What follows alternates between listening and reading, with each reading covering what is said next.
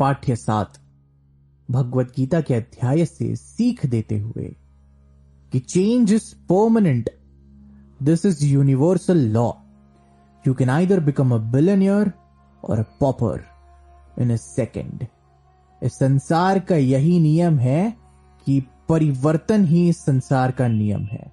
बदलाव हमेशा होते रहेगा।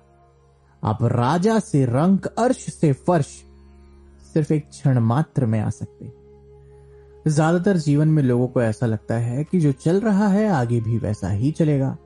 अगर आज मैं अर्श पर हूं तो हमेशा मैं अर्श पर ही रहूंगा, मुझे कोई छू नहीं सकता।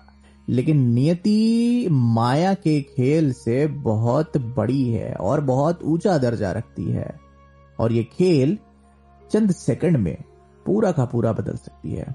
एक उदाहरण लेते हैं कि किसी करोड़पति इंसान ने अपने सारे पैसे किसी स्टॉक मार्केट में लगा लिए और उसी दिन किसी गरीब इंसान ने अपने पास बचे हुए चंद रुपयों से एक लॉटरी की टिकट खरीद ली।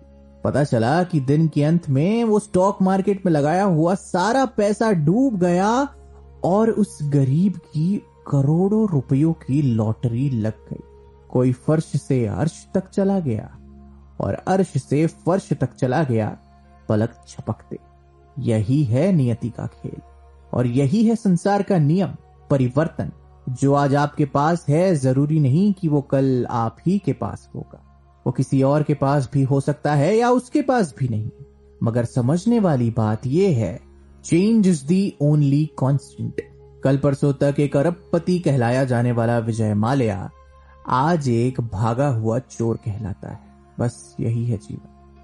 हमारी धरती मां भी सूरज के इर्द गिर्द चक्कर काटती है, एक सेकंड के लिए भी कहीं नहीं ठहरती, हमेशा घूमती रहती है, हमेशा अपना स्थान बदलती रहती है।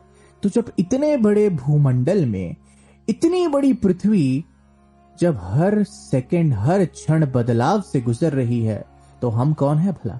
जिस तरह पतझड़ के बाद सावन आता है, तपती हुई गर्मी के बाद भीनी भीनी खुशबू के साथ वर्षा आती है, उसी तरह जीवन में भी ये बदलाव का चक्का हमेशा अपना असर दिखाता रहता है।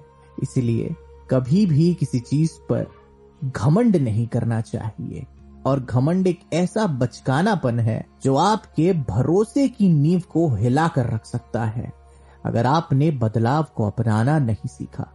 और जब आप बदलाव को जिस तरीके से वो है उस तरीके से अपनाने लगते हैं, उस वक्त और उस क्षण से आप एक ऐसे इंसान बन जाते हैं जो जीवन की किसी भी प्रकार की परिस्थिति, तकलीफ को किसी भी तरीके से झेलने के काबिल बन जाते हैं। एक फौलाद रूपी दिमाग स्वरूप। ये आपको और आपके मन को शांत रखता है और सही फैसले लेने में आपकी मदद करता है।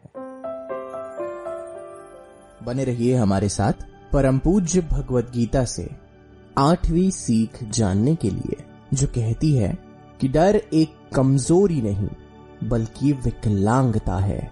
भला क्यों और कैसे, ये जानने के लिए इस 8वीं सीख को जरूर सुनिएगा।